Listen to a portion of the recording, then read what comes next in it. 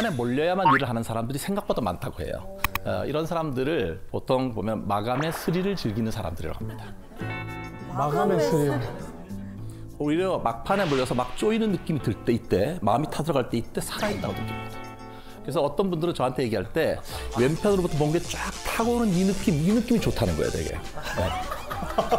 여러분 중에 그 막판의 스릴을 즐기는 분들 한 가지 좀 기억하시면 좋겠습니다. 건강검진 잘 받으셔야 됩니다. 건강. 왜요?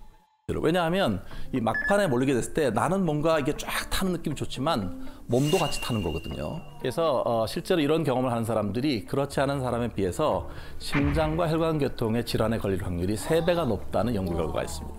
우와. 네, 원래 학술 용어는 지연 행동이라고 해요.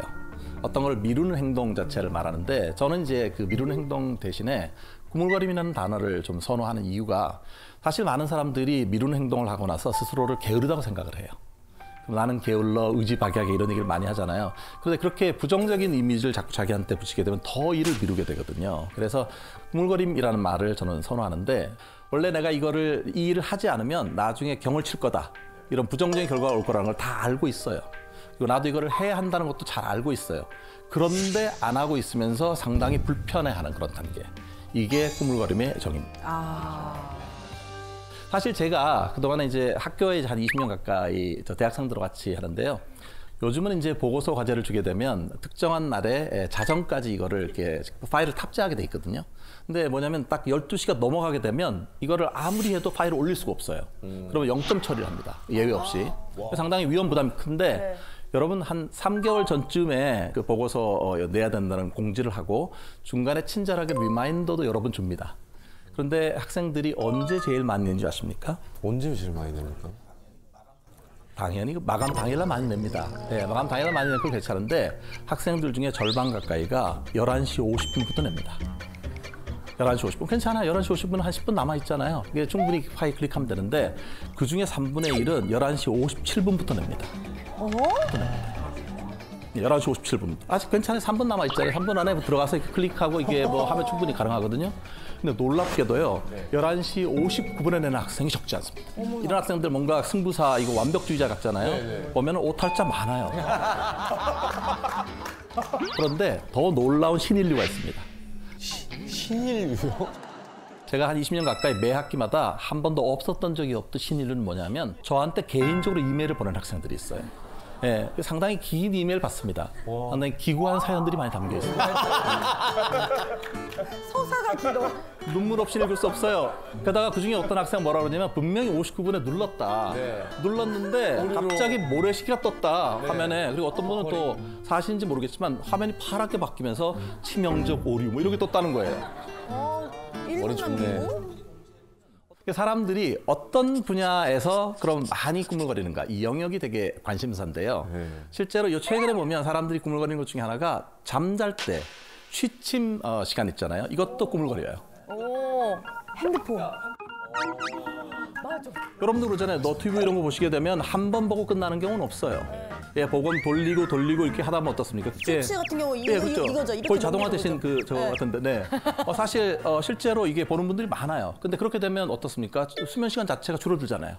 그러면 아침에 일어나면 되게 피곤한 그 상태로 또 시작을 해야 되는 거거든요. 그래서 이게 취침 시간 꾸물거림이라는 말이 있을 정도니까 사실 그런데 가장 사람들이 많이 꾸물거리는 삶의 영역은 어떤 것일까? 궁금해. 이게 이제 많이 꾸물거리는 중에 1번이 뭡니까? 건강입니다. 아이고. 실제로 이게 건강과 관련된 부분, 아까 건강검진 말씀드렸지만 꾸물거리는 사람들이 너무 많아요. 실제 병원에 가야 되는데 안 가고 계속 머물거리는 거. 건강검진을 사실 막 매년 같은 기간에 막 이렇게 받는 것도 스스로의 일을 막 미루고 뭐 그런 류들이 아닐까요? 실제로 맞습니다. 건강검진을 가장 많이 하는 달이 12월이에요. 맞아. 예, 12월 말에 가시면요 예약할 수 있는 날짜가 없어요. 근데 왜 그러냐면 그날 회가 넘어가기 전에 하긴 해야 되는 거잖아요. 12월 20 며칠 이렇게 되면 아예 예약할 수 있는 공간이 없어요. 맞아. 이렇게 건강 자체가 많은 사람들한테 이게 미루는 그런 것들 중에 하나고요. 근데 이렇게 습관적으로 이게 꾸물거리게 되면 스트레스 호르몬이 되게 많이 나온대요. 그렇게 되면 아까 말씀드린 것처럼 심장이라든지 이런 데 무리가 많이 가게 되는 거죠. 꾸물거림이라고 하는 게 이렇게 건강 문제하고도 관련되지만 또 여러 가지 경제적인 그런 부분하고도 관련이 있습니다. 2013년도에 그 독일에서 세금 안 내고 버티다가 과태료 먹고 연체료 내는 사람 있잖아요. 네. 근데 그 연체료 자체가 총액이 3억 8천만 유로였다 그런 거예요. 우리 돈으로 하면 약 5천억 원 정도. 시간 자체도 보면 그 독일의 경우입니다. 보통 한 하루에 허비하고 낭비하는 시간이 평균 한 3시간씩은 허비를 한대요. 그러면 1인당 1년에 한 29일 정도는 그냥 웨이스팅 하는 거예요. 허비하는 시간이라는 거죠. 한국은 어떨까요? 한국 사람 되게 근면하고 성실하고 네, 이러니까 네. 훨씬 그런 것 같지 않잖아요? 그리고 또 빨리빨리 정신이 있어서. 그렇죠. 빨리빨리 정신이 있죠. 그런데 가장 많이 꾸물거립니다. 어떤 그 인류학 연구하는 어떤 분이 재미있는 연구를 했어요. 네. 각 나라의 사람들이 1분 동안 몇 걸음이나 이렇게 옮기나 평균적으로. 생각 안 해봤는데. 그 미국 사람들은요 1분 동안 이렇게 걷는 거를 25걸음을 옮겨요. 네. 일본 사람들은 조금 더 많이 걸어서 35걸음을 옮깁니다. 자, 여러분 생각에 한국 사람은 몇 걸음이나 옮길까요? 1분에. 어떠실까요? 네, 1분에. 1분에 빨리빨리 해가지고 한 70? 60 넘을 것 같은데. 넘을 것 같긴 해. 65? 65, 56번 걸음 옮깁니다. 와 진짜 빠르다. 수준 아니에요? 그러니까 사실 걸으면 이렇게 1초에 한 번씩 걷는 거예요, 지금 사람들이. 이렇게. 이게 미국에 비해서 거의 2배 이상을 걷는데 그래서 혹자는 이렇게 얘기를 하더라고요. 한국은 멈추는 게 두려운 나라이다. 쉴 줄 몰라, 우리나라 사람들. 한정된 시간에 빨리빨리 일을 처리해야 되고 그리고 또 한국에 또 많은 게 뭡니까? 1등만 기억하잖아요. 맞아요. 한정된 시간 속에 잘해야 된다는 거가 이 두 가지가 함께 있는 거잖아요. 네. 그래서 생각보다 한국에서도 이 꾸물거리는 사람들이 적지 않다고 합니다. 워낙 이걸 잘하고 싶고 빨리빨리 해야 된다는 압박감이 너무 많다 보면 사실 이 일을 미루는 경우가 많이 생기기도 합니다. 그러면 어떤 연령대에 있는 사람이 가장 많이 꾸물거릴까?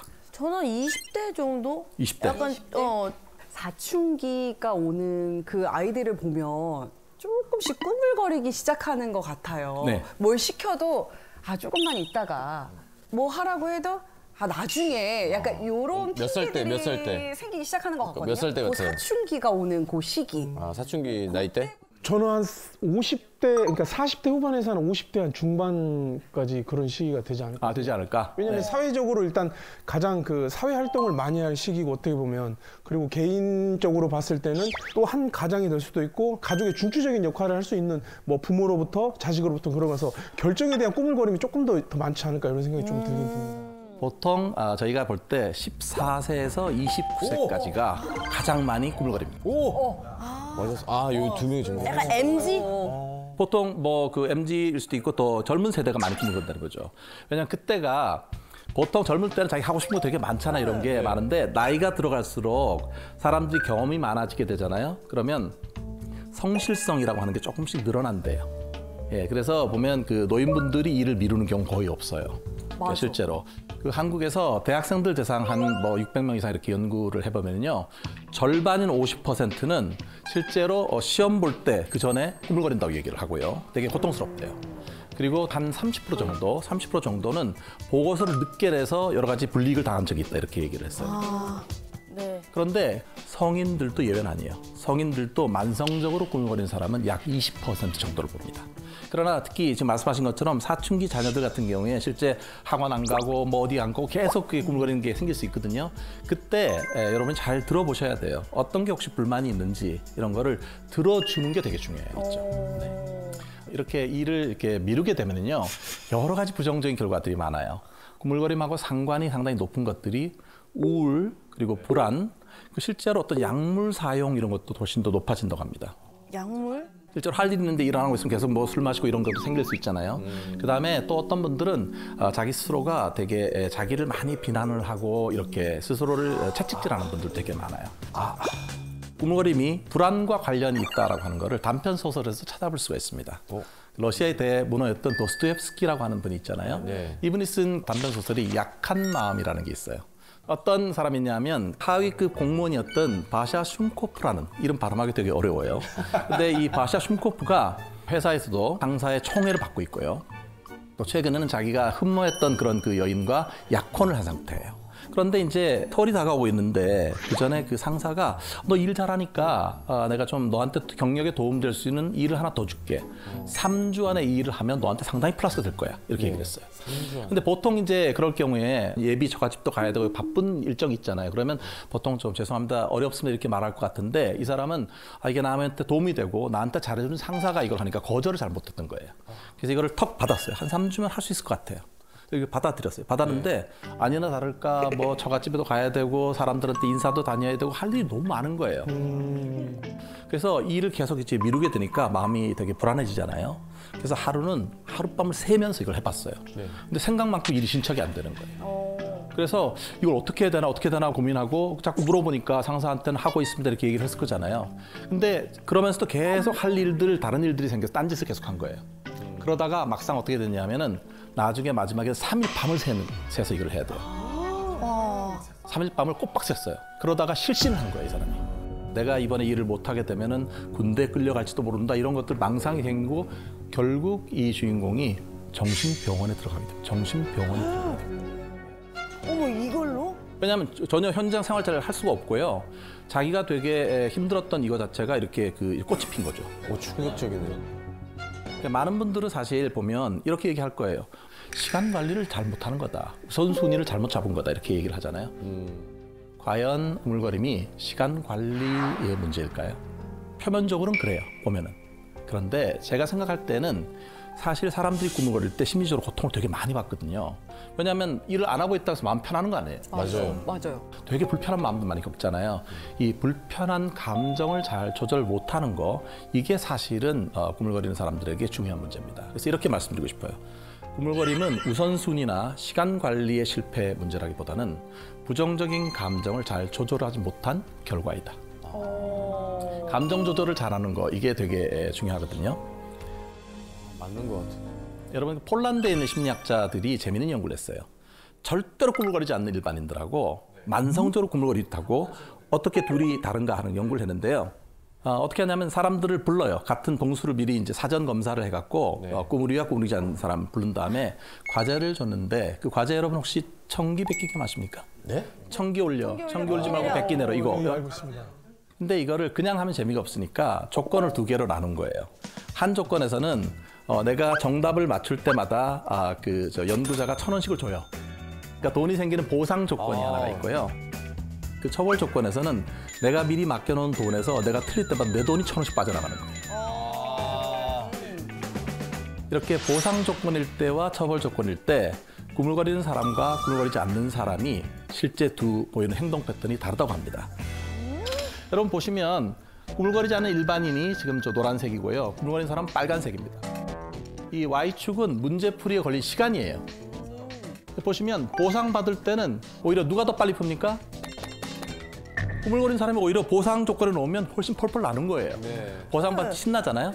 근데 그게 역전되는 거가 처벌 조건에 들어가서 내 돈이 지금 나가게 되는 위협 상황이 되잖아요. 그럼 어떻습니까? 부정적인 감정. 훨씬 더 이게 오래 걸려요, 자체가. 보통 왜 여러분들이 이제 어떤 사람 같이 일을 하는데 저 사람이 되게 일을 구물거려서 민폐가 될 때 보통 어떻게 합니까? 너 다음부터 제대로 해야 돼, 반드시 시간 맞춰야 돼 이렇게 위협감 주잖아요. 그럼 어떻게 됩니까? 여러분 생각에는 일을 열심히 할 것 같죠? 근데 그렇지가 않아요. 훨씬 더 구물거리거나 잠수 탑니다. 그러니까 실제로 구물거리는 사람들을 불안하게 만들지 말라 이런 얘기가 있는 거죠. 이게 여러 번 계속 틀린 거예요. 계속 눌렀는데 이제 계속해서 틀린 띵띵띵띵 틀린 답이 계속 눌렀어요. 그러면 보상 조건에 있는 경우에는 실제로 별로 영향을 많이 안 받아요. 그게 뭔가 이 꾸물거리는데도 여러 가지 유형들이 존재를 해요. 이렇게 중요한데 왜 그럼 이렇게 미루는 일이 생길까? 아마도 이런 분들은 현실 감각은 좀 없는 거예요. 그러니까 이 정도 하면 되겠지라고 생각하는 거잖아요. 이런 사람들을 보통 비현실적인 낙관주의라고 생각합니다. 그러니까 낙천적인 사람들은 사실은 좋은 거예요. 왜냐하면 미래에 대해서 긍정적인 생각을 갖고 있으니까. 그런데 현실감이 없어도 정말 없는 분들이 있어요. 예, 이런 분들은 사실 좀 착각 속에 사는데 되게 긍정적인 착각이 커요. 그게 뭐냐 하면 나는 남보다 더 좋은 일이 많이 생길 것 같아요. 비현실적인 소망 같은 걸 많이 가지는 분들이에요. 뭐 이런 얘기 하는 분도 있어요. 벼락치기 하면 이 3일이면 싹 가능하겠다. 이렇게 얘기하는 거예요. 싹다 이거 각이 나오지 이렇게 생각해서 요거 보니까 뭐 자료 정리만 하면 되는구나 이렇게 생각하는 거예요. 근데 이렇게 비현실적인 낙관주의자들이 주로 많이 사용하는 단어가 있어요. 뭐예요? 그게 뭐냐면 어쩌면 아마도 뭐뭐 할 때쯤 이런 말을 많이 사용합니다. 실제로 여러분 어떻습니까? 혹시 그 용명 씨 괜찮으시면 저하고 이렇게 좀 친구 사이에 약속 정하는 그런 상황에 대해서 같이 좀 대화를 좀 나눠볼까요? 제 동갑 몇 년생이시죠? 동갑 두 분. 네.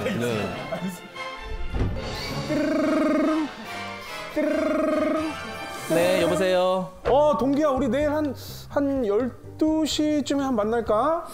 뭐 아마 12시 뭐 괜찮지 않을까? 12시쯤 아마 괜찮을 거야. 야, 근데 점심 먹기 애매하지 않나? 뭐 그렇게 뭐 어떻게 생각하면 또 그렇게 생각할 수도 있겠네. 점심은 좀 애매할 수도 있어. 누군지 기억났어. 너무 애매한데?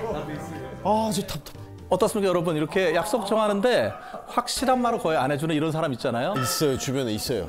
와, 이런 친구들은 꼭 직전에 약속이 취소가 돼요. 약간 뭔가 불확실한 대답을 통해서 다음날 그래서 언제 만나는 거야? 그래서 어디서 만나자고? 이 약속의 우선순위를 정해두지 않는 것 같아. 네. 그 어떻게 생각하면은 나하고 관계를 별로 중요하게 생각 안 하는 거 아니야 이거 자체가. 어쩌면 이렇게 얘기하면. 예, 어쩌면 이게 자기 입장에서는 뭐 아니 그걸 정확하게 할 수도 없는데 뭐 어떻게 그렇게 얘기를 해. 그러다 보면 한 30분씩 기다리는 일은 많고 기다렸다고 하더라도 그 사람이 이렇게 얘기할 거예요. 내가 언제 정확하게 얘기한 건 아니잖아. 그 내일 뭐뭐 할지도 몰라 이렇게 말하지 말고 내일 언제 하겠다. 내가 몇 시에 가겠다. 이렇게 말을 하는 게 되게 중요한데 공개 선언 효과라는 게 있거든요. 이게 뭐냐면 내가 어떤 일을 하겠다라고 하는 거를 내 지인한테 이렇게 확언하듯이 얘기를 해놓는 거예요. 해놓으면 다음날 실제로 그 일이 일어날 확률이 훨씬 높다고 하네요. 책임감? 그러니까 책임감 같은 게 생기니까 실제로. 근데 이거를 여러분도 만약에 다이어트 하는 거 하실 때도 보면 이런 사람들은 아마 뭐 글쎄 한 10kg는 빼지 않을까 실제 못 빼거든요. 근데 이럴 경우에도 3달 안에 얼마를 빼겠다 이렇게 확언을 하게 되면은 실제로 그게 일어날 가능성이 높다고 합니다. 또 하나는 이제 이런 분들 같은 경우는 원래 그 비현실적이니까 현실감을 높이려면은 어떤 일을 하기 전에 이 일이 얼마의 시간이 걸릴지 미리 예상해놓고 그다음에 그 일이 끝난 다음에 실제로 소요된 시간 같은 거를 재서 이 둘의 간극을 좁히는 연습을 해야 돼요. 실제로 이 간극이 되게 넓거든요. 보통 한 2시간 될 것 같지만 실제 몇 시간 걸렸다면 그 사이에 도대체 내가 어떤 일이 됐고 어떤 그 사건이 일어났고 이런 것들을 한번 리뷰를 해보는 일종의 오답 노트를 만드는 게 중요해요. 이런 경우가 있습니다. 어떤 사람이 그 4주차 동안 일을 해야 돼요. 그런데 한 실험 집단은 자기가 특정에 해야 될 과제를 했는지 V표 체크를 하게 했어요. 아무것도 적지 않고 V표 체크를 이렇게.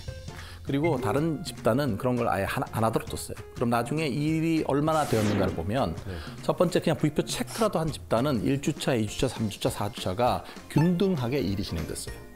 그런데 그렇게 하지 않은 집단은 1, 2, 3주차 별로 안 하고 어떻게 되겠습니까?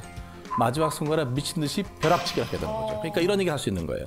V표 체크만 하는 것만으로도 벼락치기를 면할 수 있다. 실제로 여러분 그 어떤 일을 할 때 자세하게 적을 필요는 없어요. 어떤 분들 너무 자세히 적는데 내가 이 일을 했나 안 했나 체크를 하는 것만으로 도움되죠. 두 번째 유형은 좀 해당되는 분들이 좀 많으신 것 같아요. 두 번째 유형은 자기 비난형 꾸물이들이 있습니다. 어떤 학생은 전교 2등이에요. 전교 2등이면 행복하지 얘기했더니 행복하지 않대요. 전교 1등과 비교했을 때 나는 열등하다는 거예요. 그래서 다음번에는 전교 1등이 됐어요. 이번엔 행복하겠다 박수 이렇게 얘기했더니 행복하지 않대요. 자기 학교가 8학군이 아니래요. 그러니까 이게 자기 비난이라고 하는 거가 한번 돌기 시작하면 되게 자책감을 갖게 되고 그러면 되게 우울해지잖아요. 사람이 우울해지면은 무기력해지고 그렇게 되면 해야 될 일이 있음에도 불구하고 이걸 안 하는 거예요. 자기 비난 가진 사람들은 또 하나는 내가 하나의 실수를 하잖아요. 하나 실수한 거 그것만 보면 되는데 나라는 사람 전체가 실패했다고 생각을 해요. 맞아. 난 왜 이렇게 지난번 그때 왜 시작하지 않았을까? 나는 노답이야. 나는 구제불능이 아닌가. 이런 다그치는 말, 이런 것들, 이런 걸 많이 하게 되는데 이게 사실 도움이 안 돼요. 왜 그렇습니까? 내가 나를 채찍질하게 되면 힘이 더 빠지잖아요. 그럼 실제로 일을 더 못하게 되고 그렇게 되면 다음은 더 또 실패를 하게 되고 실패가 실패를 계속 이어져 가는 그런 거를 갖게 되거든요. 여러분 생각 어떻습니까? 이런 그 자기 비난하는 아이들 사실 생길 수 있거든요. 근데 이런 거가 부모와의 관계에서 많이 영향을 받는다고 합니다. 여러분들이 해서는 안 되는 기록 방식이 있어요. 여러분들 놀라실 수 있는데 보통은 잊어버리니까 그것을 기록에 남겨두는 거, 메모 기록의 핵심 효용이라고 생각하죠. 얘는 안 해도 돼. 아, 이거 나 잊어버릴 거니까 지금부터 쓸 거야 하고 메모를 하는 순간 잊어버려라 하는 의식이 계속 작동하기 때문에 절대로 기억을 못 한다는 거예요. 그리고 두 번째, 빽빽이. 빽빽이 기억하시죠? 깜지 얘기하시는 거죠? 시험 공부할 때 거의 베끼듯이 노트에다가 빽빽빽빽 쓰는 거. 그거 우리가 빽빽이라고 하죠. 열심히 공부는 했지만 빽빽이는 왜 우리에게 도움이 안 됐다? 생각 없이 꾹꾹 눌렀었어. 의미 있어 없어? 없죠. 표층에서 그냥 왔다 갔다 하는 거잖아. 당연히 메모 행위는 열심히 했지만 기억은 나지 않는 거야. 자기 것이 되지 않는 것이. 적기만 해서. 그리고 이거 회사에서 경험들 많이 하셨을 텐데 상사가 지시를 해요. 그런데 이 상사가 말이 많아. 지시를 한 번 하면 한 20분이 걸려. 한 5분만 했으면 하는데. 그런데 죽으라고 써. 토시 하나도 안 놓치려. 상사가 말을 하는 것이 자기의 마음속과 일치할까요? 그런 사람 많지 않아요. 말을 엄청 수려하게 해도 마음속과 말은 약간의 차이가 생기기 마련이죠. 그리고 이제 책상에 가서 앉아가지고 20분 들었는데 노트로 3쪽이야. 얘를 보고 연구를 합니다. 그러면 상사의 마음은 여기 있어. 말에 의해서 한번 바뀌었어. 쓰면서 한번 바뀌었어. 자기가 책상에 앉아서 또 바꿉니다. 그러니까 얘하고 얘의 거리는 점점 멀어. 원리적으로 이해되시죠? 네. 이런 경우가 너무 많아요. 사실은 속기하듯이 하는 기록은 아무짝에도 쓸모가 없습니다. 상사의 이야기를 듣고 여러분들이 메모는 이렇게 그래서 하셔야 되는 거야. 그의 마음속을 계속 주목하는 거야. 저 마음에 무슨 마음이지? 나한테 뭘 요구하는 거지? 왜냐면 말이 틀릴 수 있으니까. 말을 믿지 마세요. 말은 도구일 뿐이야. 그리고 자꾸 들여다보면 상대의 마음이 보인다는 거죠. 핵심만 들으시고 맥락을 파악한 상태에서 키워드 넣어주고 걔를 이제 자기식으로 또 구조화해서 이번 회의에서 논의된 것은 6가지인데 그중에 3가지는 의사결정이 됐고 나머지 3가지는 아직 지속 논의가 필요함. 이렇게 해서 딱 제출을 했어요. 너무 훌륭한 회사원이 되는 거 아닙니까? 그러면 기록의 원리에 대한 이야기를 좀 확실하게 좀 정리를 해봅시다. 일단 컴퓨터 생각을 해보시면 컴퓨터 어떻게 하죠? 입력하고 그 안에 저장 장치에서 저장하고 그 다음에 끄집어내서 프린터 하기도 하고 디스플레이를 보기도 하지 않습니까? 메모가 똑같아요. 우리가 무엇인가를 느끼고 좋아. 인풋? 그러면 우리 여기 잠재성에 저장됩니다. 걔를 끄집어내. 끄집어낼 때 메모하면서 끄집어내면 훨씬 잘 끄집어내져요. 그래서 우리 아까 여기서 쭉 봤어요. 저거 좋네. 자기식으로 이해하고 자기가 중요하다고 생각하는 것이 자기 안에 들어오는 과정. 그러니까 이해하고 자기화한 것을 바로 메모하는 명시화의 기법을 쓰시면 여러분들이 엄청난 것을 잘 기억할 수 있는 상태가 될 겁니다. 여러분들 그래서 기록의 유용성을 제가 기록학에서 엄청 강조하는 것으로 쫙 정리를 해보겠습니다. 첫 번째가 뭘까요? 뇌에 각인시키는 거. 얘가 기록의 첫 번째 효용이에요. 기록을 하는 행위를 통해서 내가 그것을 기억하는 과정에 있구나 하는 걸 자각해야 기억에 남거든요. 이게 첫 번째 기록의 효능이라는 걸 여러분들 꼭 기억을 해주시고요. 두 번째 효능은 내 속에 있는 걸 겉으로 끄집어내는 거예요. 우리가 이제 친한 친구랑 싸웠어. 속상해. 사흘이 지났어. 계속 속상해. 네. 그런데 정말 이거 부부지간에 많이 일어나는 일인데요. 사실 왜 싸웠는지를 잃어버리는 경우가 많지 않아요. 네, 맞아요. 그냥 가슴에 막 감정으로만 남아. 맞아요. 왜 싸웠지? 맞아요. 화해를 하려고 그러는데 말을 어떻게 건넬지를 몰라. 그래서 저는 싸우자마자 바로 제 그거를 메모장에 써요. 독하다. 이거는 우리 혜정이한테 박수 쳐줘야 돼. 이런 걸로 박수를 받다니. 이럴 수가. 네. 방법을 제안을 드리면 이런 거예요. 그 친구의 관계가 어떤 성격이었죠? 어릴 때부터 친구였어. 관계의 기본적인 성격을 한번 썼어요. 그 다음에 왜 싸웠지? 직접적인 싸움의 원인을 썼어요. 근데 우리 회사에서 제일 많이 하는 게 이란, 이안, 사만이잖아. 이란은 이렇게 해서 화해를 할까? 이안은 뭘까? 뭐 장단점 이렇게 썼어요. 자, 그러면 어떤 상태가 되냐면 이 안에 있는 거는 액체 상태 같은 거예요. 감정만 강하게 남습니다. 근데 얘를 메모를 함으로써 이 속에 있는 거를 나름대로 체계화해서 쓰는 거잖아요. 감정이 이성화된다 그럴까? 맞아요. 아주 기분 나쁘고 아주 속상한 요 상태가 어떤 실천 행동의 방향성 같은 것으로 바뀌게 되죠. 세 번째가 잊어버렸을 때 끄집어내서 보는 거. 그런데 이런 얘기를 하면은 보통 저한테 교수님 그거 체계적으로 착착 분류하고 심지어는 막 목록도 만들고 이래가지고 관리를 기가 막히게 하면은 얘를 잊어버리지 않을 거 아니에요. 이렇게 저한테 물어보시는 분들이 많은데 너무 궁금했습니다. 예, 막 체계적으로 분류하고 막 어쩌고저쩌고 이거 하시지 마세요. 그냥 사랑해 주세요. 아까 뭐 맛집 얘기 재밌게 우리가 들었지만 내가 맛있어 했던 집이잖아요. 배를 펼쳐 맛있어. 이렇게 행복한 일이 어디 있겠어요. 내가 한 기록을, 내가 한 메모를 걔를 펼쳐보고 표정이 어떻게 될까? 당연히 자기가 한 기록을 계속 펼쳐보는 행위까지 습관이 되면 여러분들이 하신 경험들, 여러분들이 하신 좋은 감정들, 여러분들이 느낀 기가 막힌 감각들 그게 여기에 그대로 자리할 수 있어요. 요새는요 연령대와 상관없어요. 다 깜빡깜빡한다 그래요. 네. 난 자꾸 잊어버려. 네. 근데 얘를 메모를 함으로써 상당히 많은 부분 해결된다. 자, 갑자기 질문. 네. 수요일 날 점심 먹은 거 기억나세요? 수요일이 오늘 무슨 요일이에요? 조금 생각해 보세요. 만수 선생님 혹시 기억나세요? 수요일 날 저녁이요? 점심.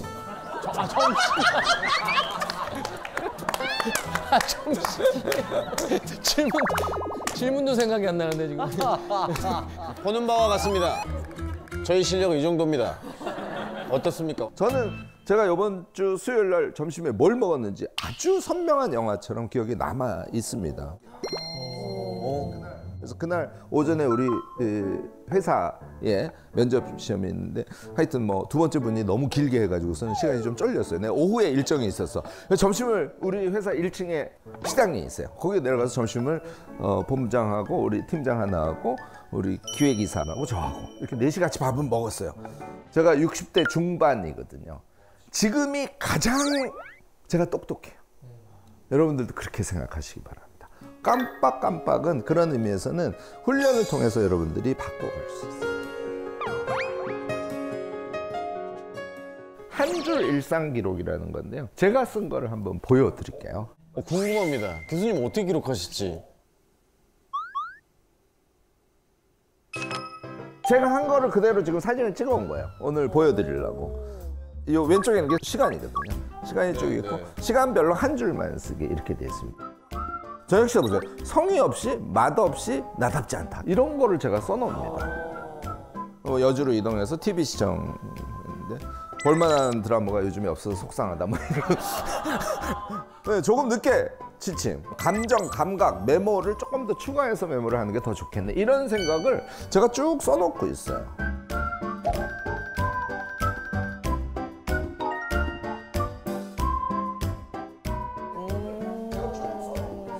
그리고 또 하나 제가 쓴 것의 아주 중요한 특징 어때요? 글씨가 무지하게 크다.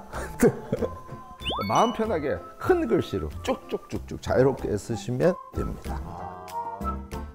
그래서 지금부터 방법을 제가 말씀드리는 건데 아침에 일어나서 창문을 열고 공기를 맞았어. 오늘은 맑은 날이네. 나의 하루도 이렇게 맑은 공기, 맑은 날씨처럼 맑게 살아야지. 뭐 이런 생각을 했어. 그러면 맑은 공기, 맑은 하루 이렇게 써놓는 거야. 그다음에 또 아침 출근 시간이 약간 혼잡하잖아. 네. 이렇게 버스를 탔더니 한 70대 초반쯤 된 할머니가 장바구니를 들고 모래내 시장에서 타시네. 뭐 이런 거. 네. 그래서 이제 회사에 도착해서 책상에 앉았어. 그러면 나이를 피는 거야. 제 습관이. 그러면 내가 못 썼던 거를 가장 요 텀이 짧은 그때 씁니다. 그러면 8시 50분? 70대? 장바구니? 뭐 성실함의 아름다움. 이렇게. 하여튼 뭔가 생각이 떠오를 거 아니야. 걔를 쓰시란 말이야. 나의 감각, 나의 감정 상태, 내가 행위하는 거. 얘를 가능하면 한 줄 계속 쓰세요. 제가 많이 쓸 때는 한 40개를 쓰기도 하고요. 적게 쓰면 15개에서 20개 정도를 씁니다. 한 줄 쓰는데 얼마 시간 걸릴까요? 5분? 아니요. 20초. 예. 많이 잡아요.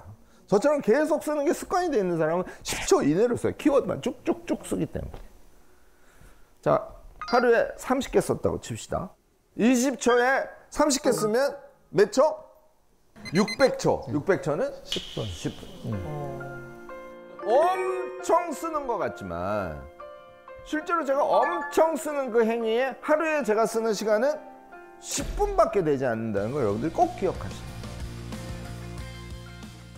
이렇게 생각하시면 돼요. 오늘 아침에 내가 창을 열고 받은 느낌, 그게 지금 자기 전에 일기를 쓰려고 해. 이 아침의 순간이 어디에 있을까요? 여기 현재 딱 붙어 있단 말이에요. 우리는 일상을 살면서 다 이렇게 휘발시켜버리잖아요. 너무 익숙하잖아요.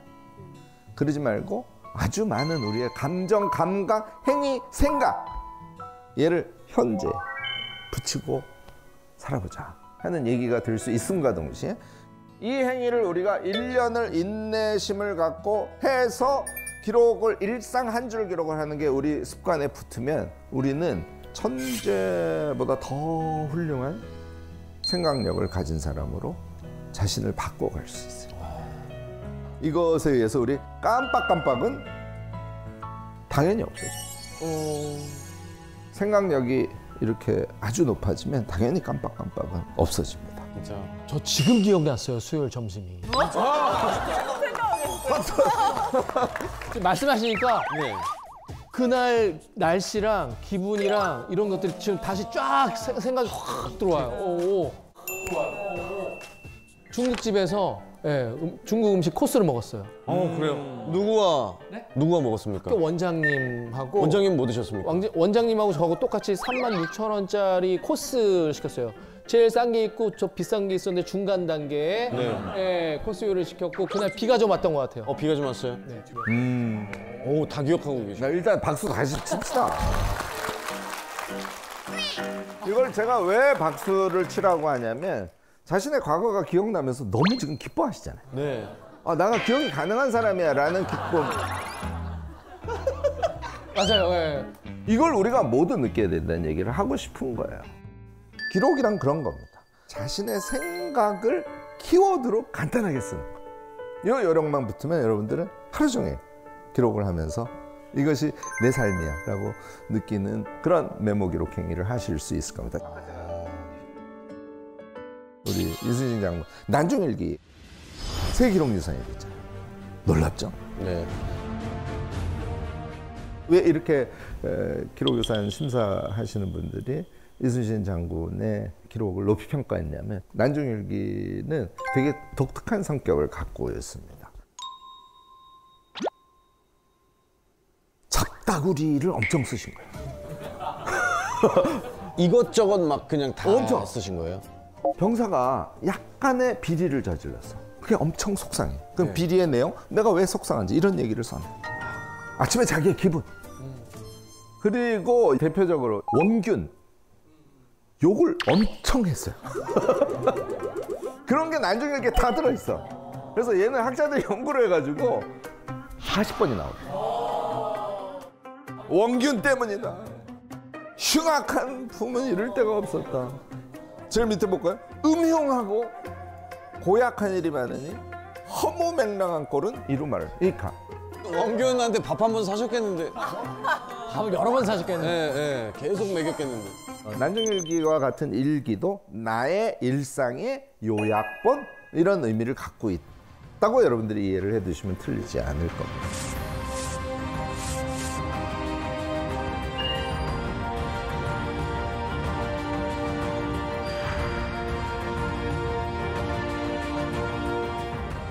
제가 한 번 더 예를 들게요. 이건 2016년 기사에서 본 건데 보고 깜짝 놀랐어요. 임씨 할아버지. 임씨 이걸 할아버지. 보셔야 알아.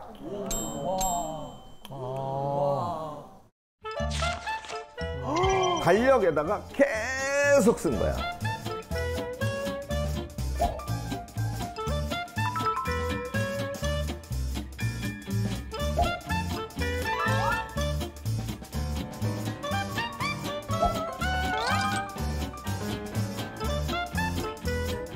얘를요 몇십 년을 쓰셨어요. 할아버지 일기예요. 일기예요. 일기. 저처럼 나열이가 아니라 달력에다 쓰신 거란 말이에요. 그러니까 어떻게 되겠어요? 칸이 좁으니까 네. 어차피 쓸 수 있는 게 많지 않아. 어떻게? 나의 감각이나 나의 감정이나 내가 한 일이나 내가 눈으로 본 경험이나 그중에서 그날 가장 엑기스가 되는 것만 쓸 수밖에 없었던 거예요.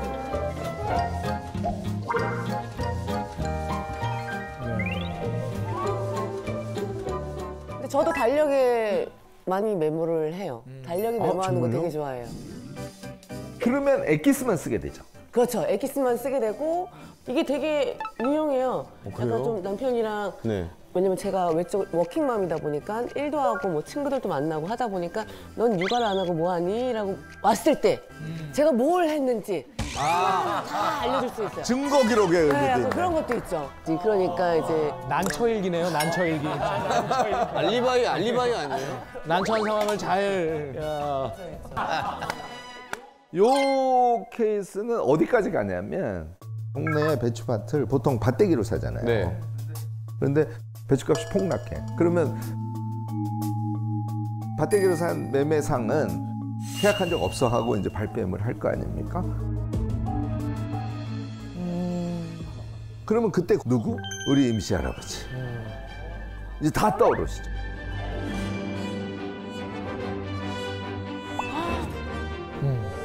그래서 판사에게 사실을 이야기하고 이 달력을 증거로 제출해서 승소를 했다는 얘기 아닙니까?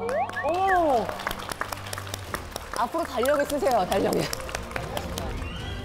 그러니까 매일 일상 기록을 이분은 쓰실 거 아니에요, 임씨 할아버지는. 최상위 4%에 있는 사람을 제외하고는 평생 이렇게 사시는 분 있을까요? 없죠. 그러니까 기억이 선명하게 엄청 남아있는 분, 생각력이 최고조에 도달한 사람, 우리가 원하는 인간형이에요.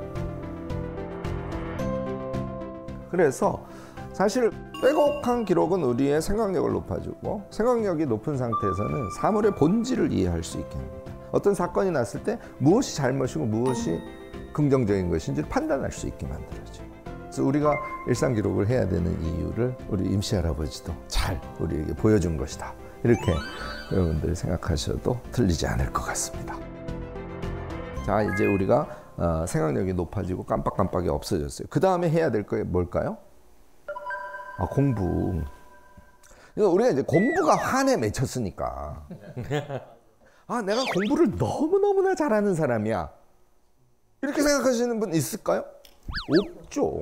그러니까 도대체 이놈의 한국 사회는 우리가 평생 죽을 때까지 나는 공부를 엄청 잘하지는 못하는 사람이야. 혹은 나는 공부는 평생 지지리도 못하는 사람이야. 이렇게 생각하고 죽게 만든다니까? 맞아요. 이거를 왜 안 뛰어넘고 사냐고. 문지 아나운서께 한번 여쭤보겠습니다. 동시에 여러 가지 일 잘 하세요? 저는 진짜 약한 편이에요. 약한 편이세요? 뭐 음악을 들으면서 다른 일을 한다는 게 저는 불가능해서 음악을 들을 때는 음악만 들어서 가사를 들어야 되고요. 다른 걸 할 땐 그냥 다른 일에만 집중을 해야 돼요. 좋습니다. 저는 제가 뭘 하고 있으면 누가 뭐라고 옆에서 떠들고 욕을 하던 뭘 하던 네, 네. 저는 안 들려요. 제가 나중에 쉬는 시간에 한번 욕을 한번 해드리겠습니다. 혹시 나머지 세 분 중에 동시에 여러 가지 일 하는 것 중에 예가 있는 거? 애들이 있으니까 요리도 한꺼번에 한 3-4가지씩 하면서 가스불을 다 켜놓고 그 상태에서 음악 틀어놓고 애들이랑 얘기하면서 남편이랑 전화도 하고 그러니까 이게 점점 발전을 해서 제가 그 상황으로 몰아진 것 같아요. 할 수 있도록. 네, 네. 특히 이제 어린아이를 키우시는 엄마들께서는 그래서 동시에 여러 가지 일들을 많이 하셔야 되는 경우 진짜 많죠. 네, 네. 자, 제가 멀티태스킹이 왜 원천적으로 인간이 불가능한지를 보여드리겠습니다. 화면 왼쪽에서 빨간 사각형 찾아보세요. 금방 찾으실 수 있죠? 자, 그러면은 오른쪽의 경우에서 한번 빨간 사각형 찾아봐 주십시오. 그것도 뭐 그렇게 뭐 어렵지 않죠? 사실 실제로 시켜보면 왼쪽 경우에서든 오른쪽 경우에서든 빨간 사각형을 찾는데 시간이 차이가 없습니다. 이 얘기는 뭐냐면 왼쪽이든 오른쪽이든 빨간 사각형을 찾아야 될 때 이 나머지 초록색 사각형들은 다 뭡니까? 회방꾼들인데 회방꾼이 3개에서 훨씬 더 3배 이상 늘어나도 차이가 안 난다는 겁니다. 자, 근데 그 다음 상황에서는 좀 달라져요. 이쪽에서 빨간 사각형을 찾아라 라고 얘기하면 사람들이 찾습니다, 어쨌든. 근데 일정 시간이 걸리는데 오른쪽에서 빨간 사각형을 찾아라 라고 얘기하면 사람들은요 조금 더 시간이 오래 걸립니다. 첫 번째 경우와 지금 경우에는 뭐가 다른가요? 아까는 빨간 녀석만 찾으면 돼요. 근데 이 경우에는 빨갛고 사각형인 걸 찾아야 정답이죠. AND가 하나 들어간 거예요. 이 AND가 뭡니까? 동시에 해야 되는 일이죠. 아주 간단한 멀티태스킹의 상황이 들어가니까 약간 더 시간이 늘어난 겁니다. 자, 그러면 이 AND가 한 3개 정도가 되면 인간이 할 수 없는 일이 됩니다. 그게 바로 원리를 찾아라예요. 못 찾습니다. 여기서 원리를 찾아야 되면요. 남자다, AND, 안경 썼다, AND, 모자 썼다. 이렇게 AND가 몇 가지만 들어가도 인간은 절대 못합니다. 그런데 항상 이런 장면을 보여드리면요. 여기서 원리를 찾으려고 하시는 분들이 계세요. 동시에 해야 되는 게 AND인데 AND가 3가지만 들어가도 우리 인간은 그 일을 못합니다. 그래서 저희 인지심리학자들은 멀티태스킹에 별명을 붙입니다. 그게 바로 뭐냐면 악마랍니다. 어느 정도 악마느냐? 내가 너무나도 잘할 수 있는 일이기 때문에 조금도 신경을 안 써야 되는 일에다가 붙여서 다른 일을 하는 그런 멀티태스킹 상황도 사실은 내가 하는 일을 갉아먹습니다. 대표적인 게 껌이에요, 껌. 자, 껌 씹을 때 신경 써서 온 마음을 다해서 진지하게 씹으시는 분 안 계시죠? 왜냐하면 껌 씹을 때 잘못 씹으시면 어떻게 됩니까? 혀 깨물잖아요. 사실은 이게 혀를 안 깨문다는 게 엄청난 동작이긴 하죠. 이게 계속 철판 2개가 왔다 하는 건데 혀가 넣었다 뺐다. 사실은 이거 99%의 확률만 돼도 큰일 나죠. 정확도가. 왜냐하면 그래도 100번 씹을 때마다 한 번씩 혀가 끝나는 큰일 난다는 거니까요. 그러니까 엄청나게 정교한 활동입니다. 그런데도 우리는 이걸 갖다가 하도 많이 연습을 해보니까 이제 안 씹어요. 자동화된 행동이죠. 근데 이렇게 껌을 씹은 상태에서 단어를 외우게 하면 껌을 씹지 않는 상태에서 단어를 외우게 하는 것보다 단어에 대한 기억력이 20% 가까이 떨어지는 연구들이 허다합니다. 그러니까 내가 신경을 안 쓰는 멀티태스킹조차도 무혐하다는 거죠. 참고로 말씀드리자면 껌을 씹고 난 다음에 껌을 뱉고 단어를 외우면 관련된 뇌의 영역이 활성화돼서 이게 단어를 외우는 데 더 유리합니다. 그런데 이건 뭐예요? 껌을 씹다가 놓고 그 다음에 일을 하는 거죠. 그러니까 스위치한 거예요. 멀티태스킹이 아닙니다.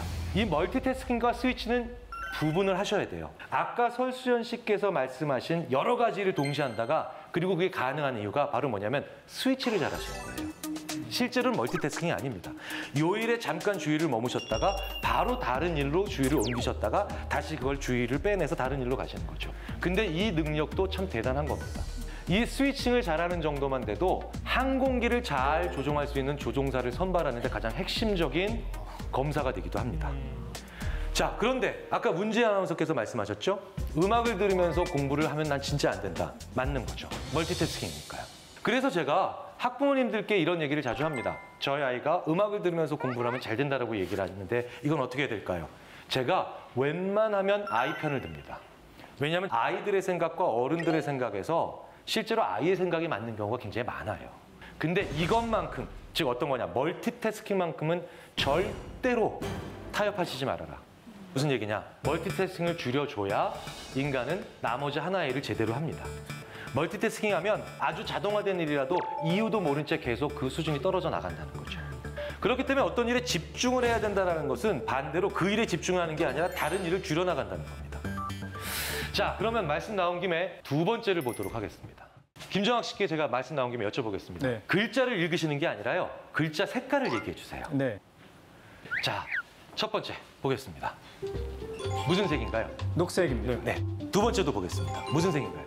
파란색. 파란색입니다. 대답이 좀 느려지시는 거 느끼셨어요? 자, 이걸 굉장히 재밌게도 존 리들리 스트룹이라고 하는 사람이 개발했던 자기 이름 성을 따서 스트룹 효과라고 합니다. 자, 다 같이 한번 해보겠습니다. 위에서 아래로 요 순서대로 글자의 색깔을 얘기해 주시면 됩니다. 자, 시작하겠습니다. 시작. 빨강, 파랑, 노랑, 연두, 주황, 검정, 보라, 회색. 네, 잘 하시네요.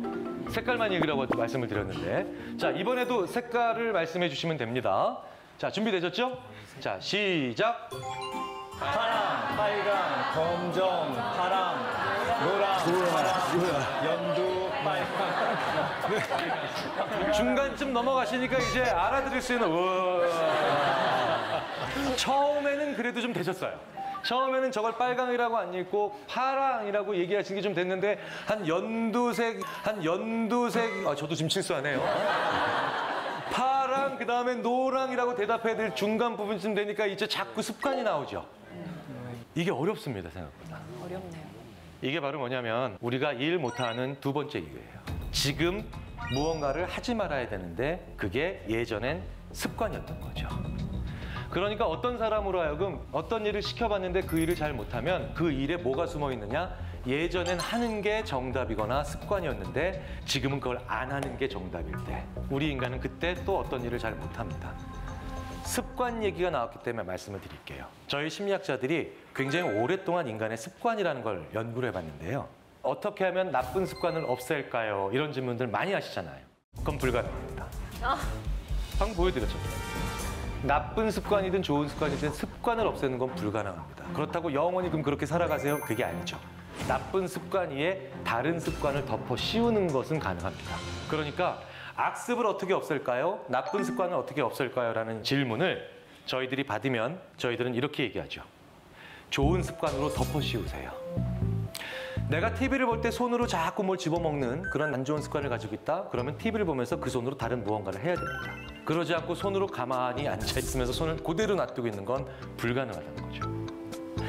플로리다 대학의 로이 바우마이스터라고 하는 교수가 자신의 책 의지력의 재발견이라고 하는 책에서 나쁜 습관을 사람의 의지로, 본인의 의지로 없앤다는 것이 얼마나 사실은 허황된 착각이라는 것을 잘 보여줍니다. 담배를 끊으셨을 때요. 담배를 피지 말아야지라고 하는 의지력이 있을 때 이때는 담배를 참는 것이 가능해집니다. 그런데 엉뚱한 곳에서요. 다른 의지가 떨어졌을 때 우리는 그때 담배를 피는 겁니다. 담배를 피지 말아야지 하고 오전 11시까지 참고 계셨어요? 이건 담배에 관련된 내 의지잖아요. 그런데 갑자기 옆에 한 오전 11시 좀 넘었을 때 다른 부하 직원이 왔는데 서류를 엉망으로 해서 만들어 왔어요. 근데 내가 불불 화가 납니다. 딱 이랬는데 내가 어제 다른 직원들한테 왜 동료들끼리 화를 내냐. 서로 격려하면서 일하자. 그리고 내가 그 얘기했던 걸 기억하고 있는 사람들이 날 다 쳐다보고 있습니다. 그럼 나 어떻게 해야 돼요? 착한 척 해야 되죠.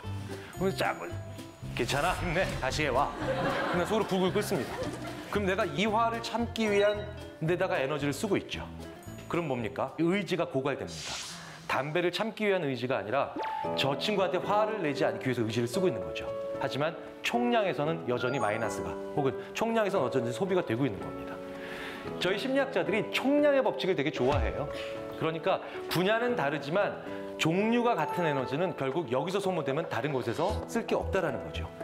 뭐 예를 들자면 저의 은사님 중에 한 분이 이런 얘기를 하세요. 사람에겐 지랄 총량의 법칙이 있대요. 이게 뭐냐면 한 군데서 막 지랄을 하면 다른 데 가서 지랄할 양이 줄어들고 어렸을 때 마구 지랄을 하면 늙었을 때 지랄의 양이 적어지며 너무 20대, 30대 때 이 지랄을 참으면 50대, 60대, 70대 때 이게 터져 나온다. 격하게 공감하시네요. 의지력도 마찬가지입니다. 의지력도 총량의 법칙이 있답니다.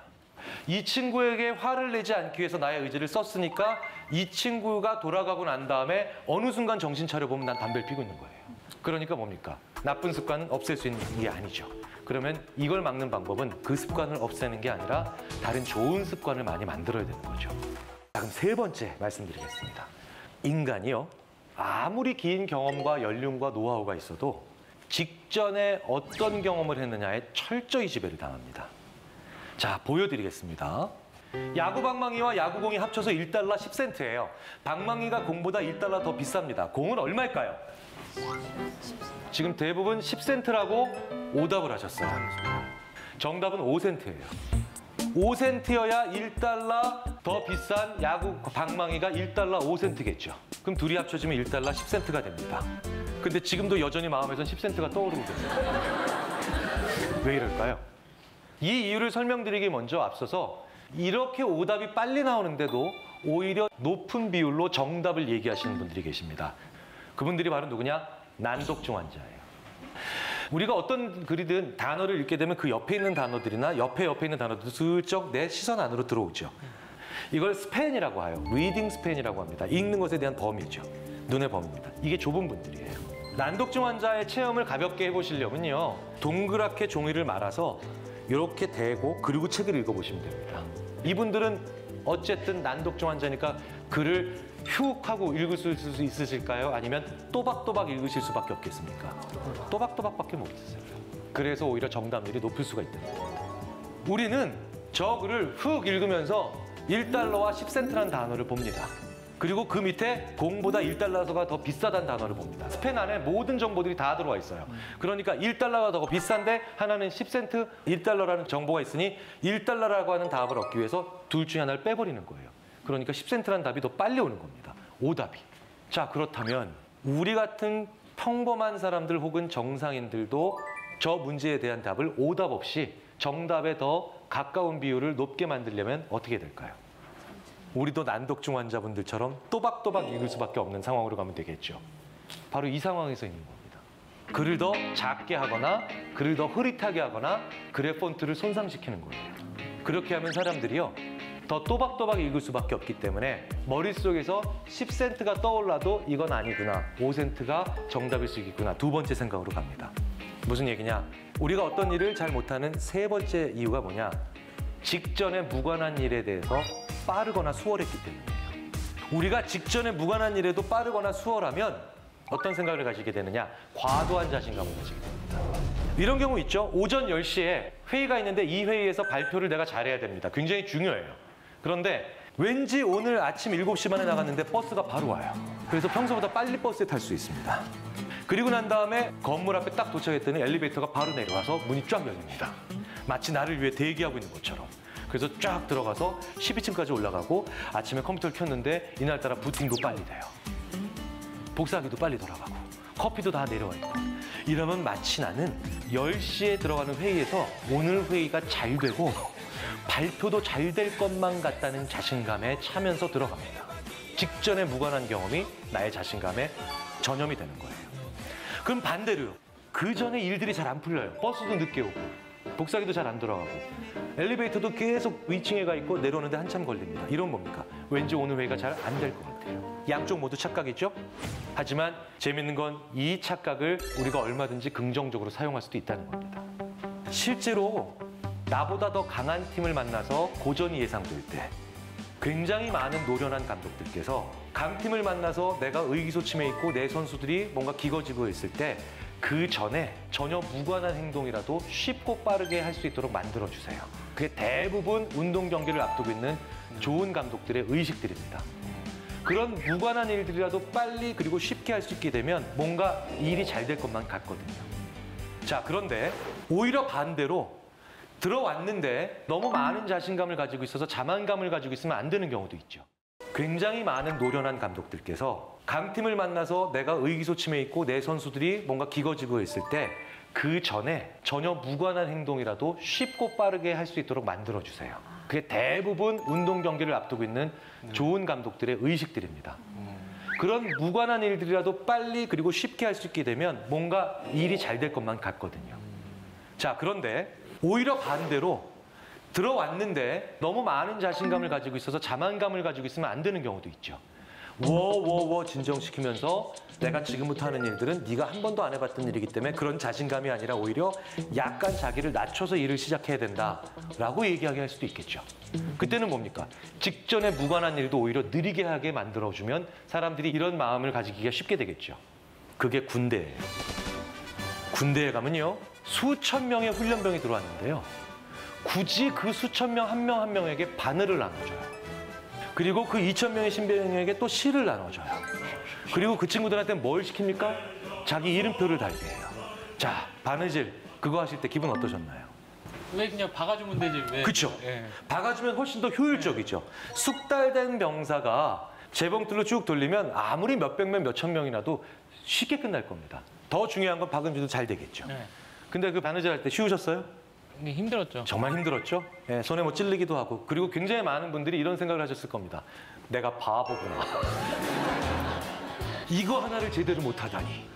이런 일들을 왜 군대에서 자꾸 배치해 놓으시느냐. 직전에 무관한 일들입니다. 얼마든지 시스템이나 아니면 관련된 병사들이 스킬다게 해줄 수 있는데 이런 걸 자꾸 느리게 만들기 위해서 우리로 하여금 뭡니까? 진정시키는 거예요. 내가 이 일을 잘할 수 있다. 혹은 내가 일을 안 배워도 아니면 얼마든지 할 수 있다라는 과도한 자신감을 줄여줘서 약간 적정한 수준으로 의기소침하게 만들면 어떻게 됐습니까? 그 사람이 내 말을 잘 들을까요? 안 들을까요? 잘 들어요. 그래서 군대에서 일부러 무관한 행동들을 더 느리게 만들어주는 겁니다. 어떤 일을 앞두고 내가 좀 약간 자만하고 있다는 느낌이 들 때는 무관한 일이라도 내가 찬찬히 다른 일에 시간을 써보세요. 그러면 그게 바로 진정이겠죠.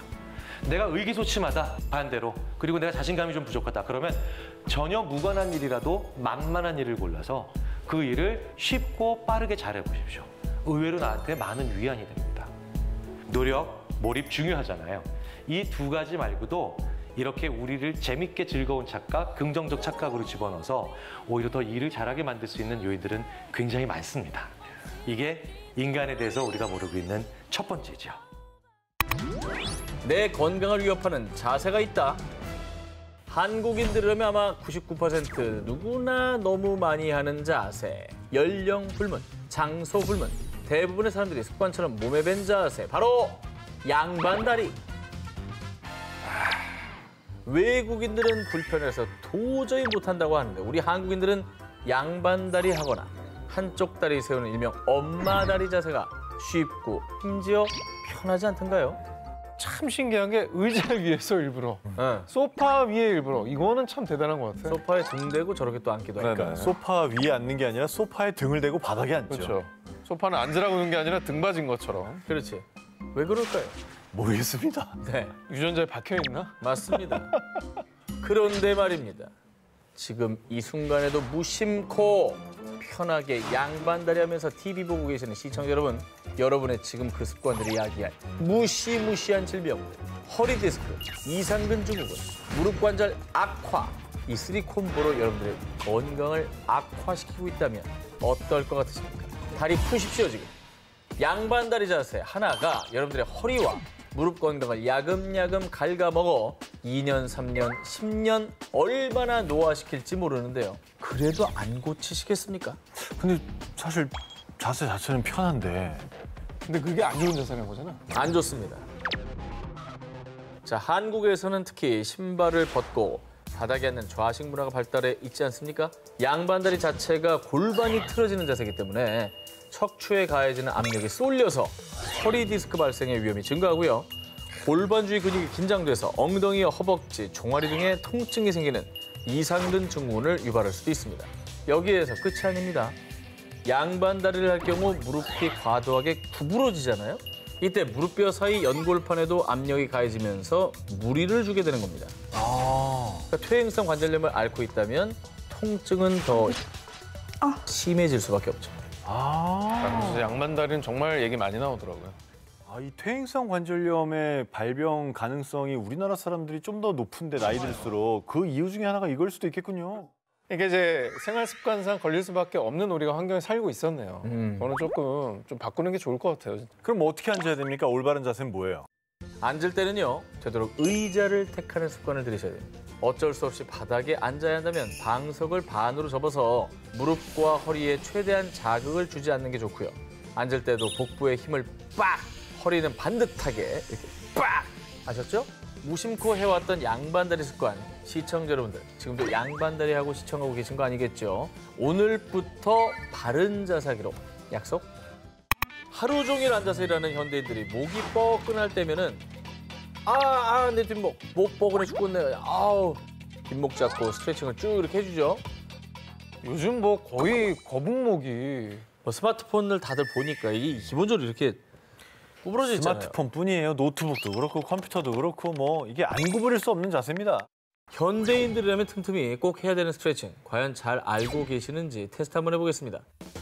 자, 다음 중 목 건강에 좋은 스트레칭은 1번 머리 옆으로 당기기, 2번 머리 아래로 당기기, 3번 양옆 뒷머리 누르기, 4번 턱 당기기. 저는 이거 약간 책에서 배운 것 같은데. 아하. 저는 뒤로 하는 거 이거. 이게 좋죠. 이게 좋다. 아니요, 이거 4개 다 좋아요. 다 좋다. 지금 말한 건 다 좋아요. 이거 목 스트레칭 할 때 4개 다 돌아가면서 하라고 배웠어요. 자, 보기 중 목 건강에 좋은 스트레칭법은 없습니다. 진짜로? 오히려 4가지 모두 목 디스크 증상을 악화시킵니다. 정말? 그럼 자, 그동안 무심코 이렇게 스트레칭을 하셨다면 여러분들 지금껏 잘못된 목 스트레칭을 하고 있었던 겁니다. 이런 스트레칭은 예. 목 디스크 많이 하죠. 새롭습니다. 아, 안 좋아요? 저는 추천하지 않습니다. 매일 이거 하는데? 목 뻐근할 때, 목 왔다 갔다 하며 한 손으로 목 꺾는 행위들 많이 하셨죠. 목 스트레칭을 그렇게 하는 순간엔 시원하다고 느낄 수 있습니다. 하지만 어디까지나 일시적인 만족일 뿐.